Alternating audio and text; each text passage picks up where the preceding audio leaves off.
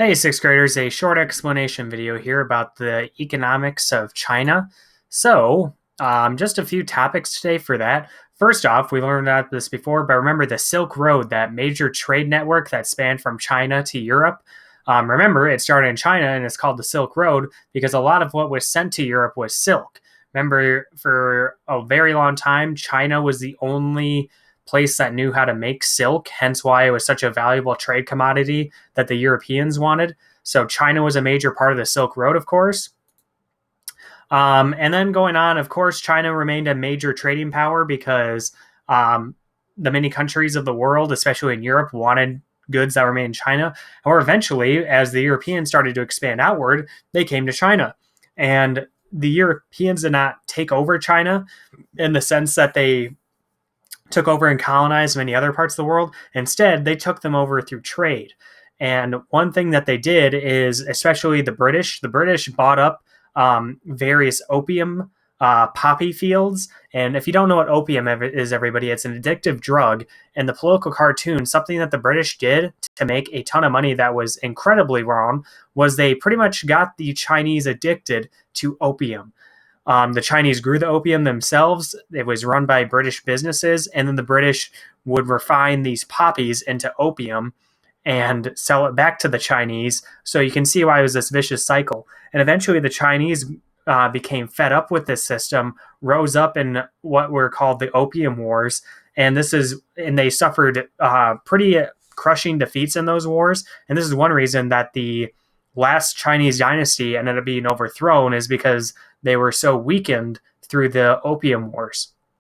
So that's another little bit on economics that is very interesting to me, anyways. And then lastly, just keep in mind China today, economics, it's communism where the government controls all the factors of production. They own a lot of the major businesses. In reality, though, everybody, it is a mixed economy where the government, yes, does own a lot of the businesses and factors of production, but there is plenty of private enterprise because under Mao Zedong's rule, that original communist ruler, he was like a diehard communist, no private enterprise, pretty much nothing like that.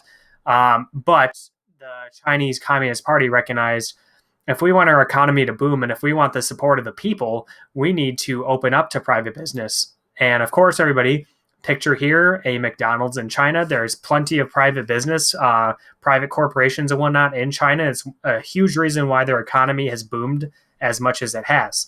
So that's as short as it gets for my explanation video today, everybody. Please just watch now.